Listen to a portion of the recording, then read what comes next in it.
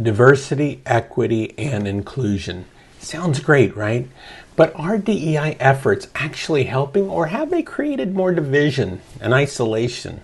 Let's take a balanced look. Hi, I'm Dr. Martin Wesley.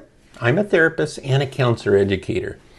DEI has important goals, and let's be honest, many of those goals haven't always been met. In some ways, things have actually gotten worse. Here's the issue. Most DEI efforts seem to categorize people, stereotype them in large groups, and it seems to focus almost entirely on color and ethnicity as the main barriers to opportunity. But real barriers are often more complex. Let me give you an example. Some people look at me and see a privileged white male, but they don't see where I've come from or the struggles that I've gone through to pursue my education. Heck, I was born in Appalachian, Kentucky. My mother married at 16 years old and had only a 9th grade education. My father barely finished high school and never went to college. My grandparents never went beyond the 6th grade. There was no generational wealth. There was no trust funds.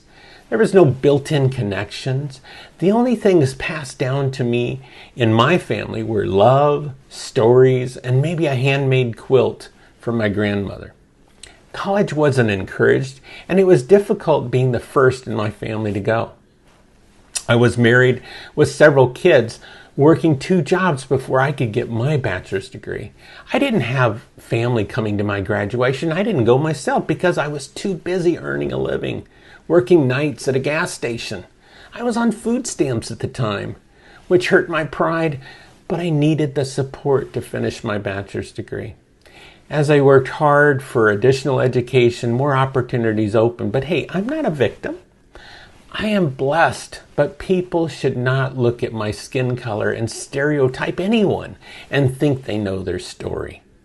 So, when DEI programs talk about white privilege and giving opportunity, often based only on color, race, or gender, they're missing a huge part of the story.